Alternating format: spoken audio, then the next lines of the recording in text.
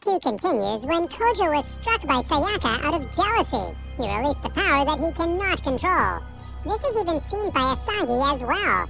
Kojo has no way to control himself and releases the insurmountable powers all around, causing a massive blast that sends waves so strong that the entire school is shaken. Asagi, being a normal human, is blasted off by the impact, but thankfully she isn't hurt that much.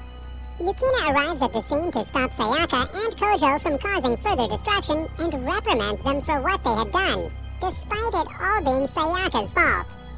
Yukina takes Asagi to the school nurse, accompanied by Nagisa, Kojo's sister, where the nurse heals her using the magical ice pack that we all know about.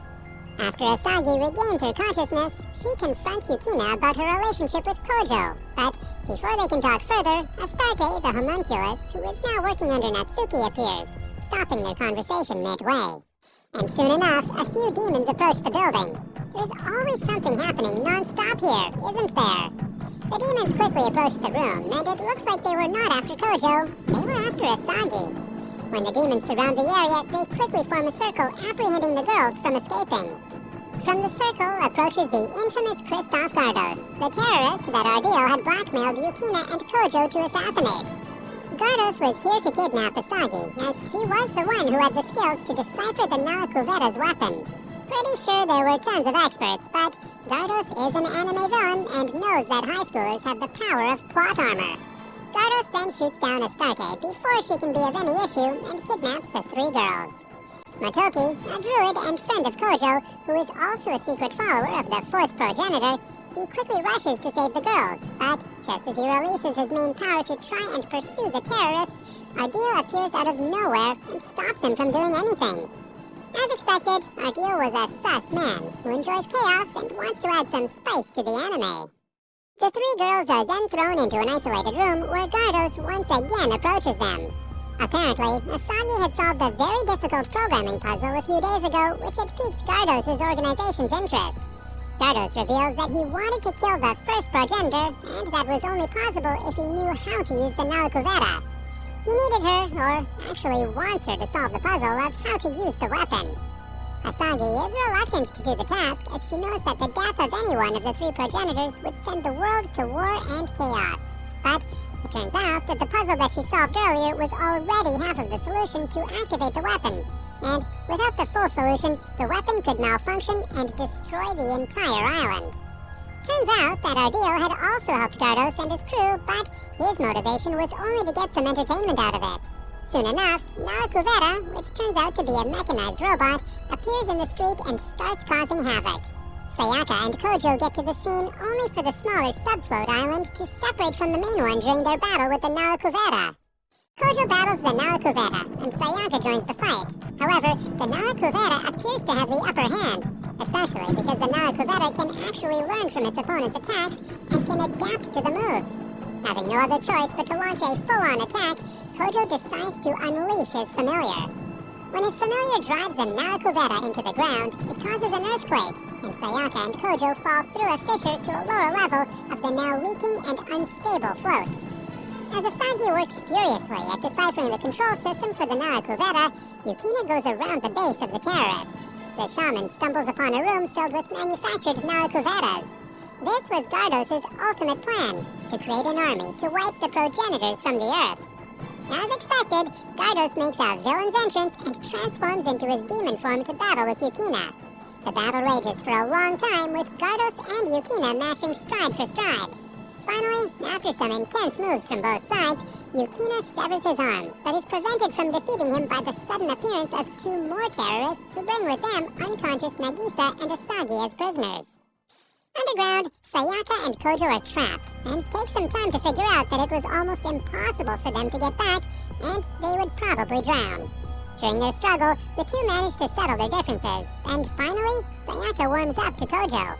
This was a long time coming, by the way. We all knew Sayaka was a major tsundere. After settling their differences, Sayaka offers her blood to Kojo, and with the help of that, he manages to unlock another familiar under his control. With this new power, Kojo and Sayaka manage to get to the ground and re-enter the battle. Gardos takes the Master Nalakuveta and leads the rest of the manufactured ones into the battle. At first, the gang of Nalakuveras at first seems to overpower the crew, and they seem impossible to defeat. After all, Nalakuvera was the weapon of the gods. However, Asagi had revealed that, after decoding the Nalakuvera she had added in, a slight code into the system which could be used to defeat the weapon. She had bugged the Nalakuvera system with a virus, probably Corona, and Yukina takes advantage of all of this. She jumps onto the weapon and throws in the audio file which would activate the virus. Soon enough, the Nalakuvera starts malfunctioning and falls down, turning into dust. Now that there is a bit of normal again, Asagi lures Kojo into the school's art room to get closer to him without any other women nearby. She asks him if she can paint him, and when he hesitates to wear the costume she asked him to, she strips down alongside him to make him feel more secure. Yes, that's the perfect way to convince someone. After the whole picture and arts ordeal, Asagi cheekily asks Kojo out and manages to secure a date for the coming weekend. From afar, Yukina observes, with jealousy, I guess. As Kojo discusses revealing his secret identity to Asagi, although they were just in a literal battle earlier, they witness Nagisa accepting a letter from a classmate. Turns out Kojo's sister was quite popular in the school, unlike him, who was a social outcast. Later that night, Sayaka, who now seems to be friendlier with Kojo, calls him and informs him that she will be coming to the island this weekend as a VIP bodyguard. Pretty sure she wanted to meet him during the whole mission, but Kojo, gullible and ignorant as he is, concludes that she might be busy and won't be able to see him or Yukina. Wow, take a hint, dude. Kojo is pretty stressed at school that his sister is more popular and getting love letters left and right, so he stalks his sister at school along with Yukina and is introduced to a classmate of hers, the silver-haired Canon Kanase. Despite her pretty awesome looks, the girl has a pretty sus habit. She collects feral cats in some nearby church ruins. Elsewhere, Natsuki and Motoki discuss the recovering victim from a recent aerial battle. Apparently, some weird white-haired demon had been going around attacking people, and this was the 5th attack on ordinary humans. They believe that the demon was stealing something from the victims, but they were not quite sure. Once again, Adrenal approaches from the shadows. He does this quite a lot and informs them that the demon was actually stealing its victims' souls. The sus man promises to reveal more details, provided that Kojo was not involved in the case. Elsewhere, Kojo and Yukina accompany Natsuki and Astarte to a festival, which was actually a plan that Natsuki had created so that they could catch the recently appearing demons. Natsuki had planned to use the fireworks to create a distraction and fight the demons. They move to the tower where they anticipate another battle between the flying humanoids who they seek to capture. During the battle, they discover that their magic is ineffective against the flyers, who seem to have the upper hand at all times. When one of the demons attacks Kojo, however, the other silver-haired flyer saves him and brutally assaults the first. She apparently has no chill and shows no mercy. While absolutely thrashing the other demon, her mask is destroyed, revealing that she is Canon. Kojo and the others watch in horror as Canon kills her and drinks her blood.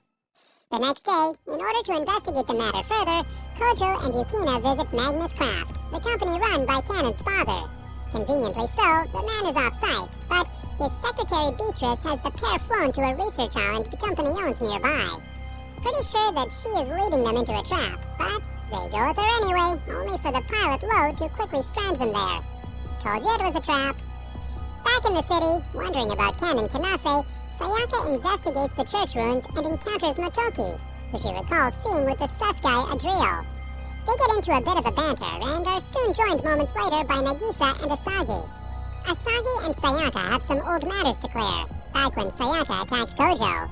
After finishing with their drama, all of them head to a nearby internet cafe where Asagi uses her skills to track down the whereabouts of Kojo and Yukina. At the island, Kojo and Yukina have made a Bear Grylls-style settlement and have prepared well for spending the night at the island, as there is little hope that they'll be rescued soon. When the night finally arrives, Yukina is nowhere to be seen, however, so Kojo heads out to look for her. I'd ask why he isn't scared, but then he is a literal immortal vampire, so why would he be? As Kojo enters deep into the forest, he soon comes across a moonlit pool, and in that pool, he notices a silver-haired beauty. We can't show her though because she is completely naked, but trust me when I say she looks just like Canon. Kojo blinks his eyes once to see if it was a dream, and just like that, the woman disappears. Instead, a spear falls on his back. It is Yukina, who is also bathing there and knows that Kojo is a pervert. He hands her his jacket, although if she came here on her own, wouldn't she have her clothes with her? As the two look around for the cannon clone that Kojo saw earlier, a hovercraft approaches the island and beaches. A squad of robot soldiers disembarks and immediately attacks Kojo and Yukina. The craft was sent by Magus Craft. Cannon's father seems to be involved with all this. The two manage to fight off some of the robots, but are soon surrounded. Fear not, because due to what we call plot armor, our heroes are saved when they are rescued by La Folia Rehavian, the woman Kojo had seen bathing. After La Folia finishes most of the robots, Kojo destroys the remaining soldiers and their landing craft. La Folia reveals that Magnus Craft was after the royal blood in her for some reason and had probably come here to get her. Turns out that her blood was needed so that Kenzie Kanase, Cannon's father, can perform his spells, which is why he wanted her captured. Soon enough, another hovercraft beaches, waving a flag of truce, and Cannon's adoptive father, Kensei Kanase, greets them, accompanied by Beatrice and Lo. The trio reveals their plans that they were developing Cannon into what Kensei terms an angel, a supreme monster with incredible power against her will. In order to become the angel, she had to consume the other humanoid monsters, which is why earlier they were fighting like crazy in the sky. They demand the blood from La Folia so that they can make further advancements to Cannon, whom they carry around like a gun in their briefcase. The group also plans to use Cannon to kill Kojo so that they could later sell her as the weapon that can even kill the world's most powerful vampire. Soon a fight breaks out between the group, and when Kojo and his crew gain the upper hand, the villains release Cannon. She immediately releases a powerful beam that appears to have killed Kojo with a single strike. The sight of Kojo's death disrupts Cannon's mental state unpredictably, and she creates a tower of ice around herself. Elsewhere, not far from the island, Sayaka assaults and takes control of a Magus craft after slaughtering all the robot soldiers guarding the ship, and is joined on it by Natsuki, who had been searching for La Folia. The two decide to head to the island to rescue their friends. Curled up into a ball, Cannon agonizes about what she had done while encased in ice at the top of her self-imposed barrier. Using the same tower of ice, Yukina has created a magical shelter for herself, La Folia, and a lifeless Kojo.